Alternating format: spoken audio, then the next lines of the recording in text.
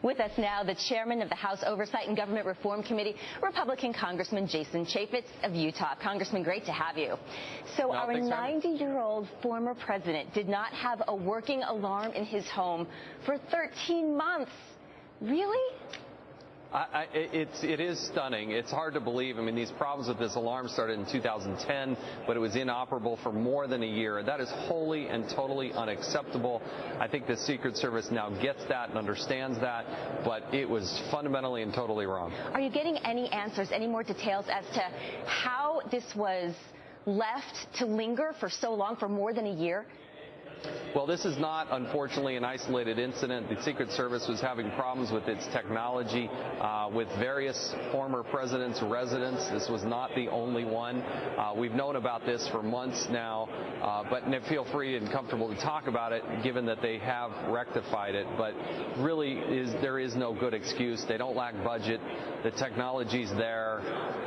They had to add extra personnel to secure the president. There were no breaches, fortunately. But they should never have that degree of vulnerability. It just should never be there. And Jay Johnson, Homeland Security, as well as Director of the Secret Service, have acknowledged this report and the need to upgrade technology even from this point. So to your earlier point, are the resources there? You're confident the resources are there to make the necessary upgrades for not just the residences, but for the White House itself? Well, they had millions of dollars in backlog that I do, again, think that they've rectified at the former president's homes.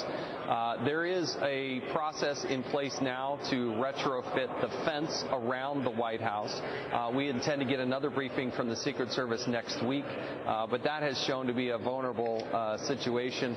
The Secret Service is making adjustments, additional patrols, additional people, additional dogs, to make sure that nobody gets through. What about a different attitude, perhaps? You know, there's this laundry list of infractions by the Secret Service. You mentioned some of the fence jumpers. There's the hearing with the gyrocopter security breach, the Capitol. Describe for you, if you will, your feeling as to how the Secret Service conducts business and what morale is like there, and if it needs to improve. Well, I'm very concerned about the deep-seated cultural problems that they've had. We've seen that from Cartagena to the shooting in 2011. I mean, the laundry list is long and growing. We hope that there's a transformative process in place, that Director Clancy can help lead that forward. I got to tell you, though, in the gyrocopter, having had the confidential briefing yesterday, I think the Secret Service is less involved in that. You have organizations like NORAD under the Pentagon's control, the FAA, Park Police play a role, certainly the Capitol Hill Police, and then the Sergeant of Arms. So Secret Service probably plays less of a role in that, and in terms of the gyrocopter, really not the heart of their jurisdiction.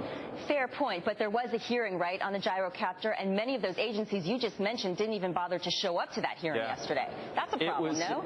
Yeah, this was a closed-door briefing with 4 committees, and you had NORAD, the FAA and the Park Police, who decided they were not going to come brief members of Congress. 4 committees in total. They just thumbed their nose at us.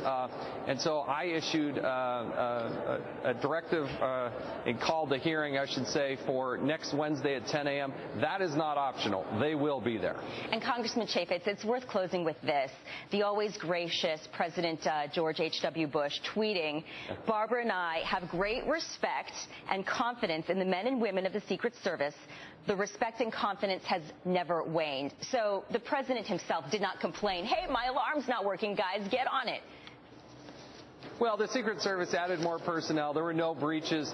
They're wonderful men and women who serve in the Secret Service. But, you know, behind the scenes, those working on technology, it's got to be in place. This is a no-fail mission, and that means that technology's got to be working 24/7 and 365 days of the year. You can't go for a year and not have an alarm system. It's just unacceptable.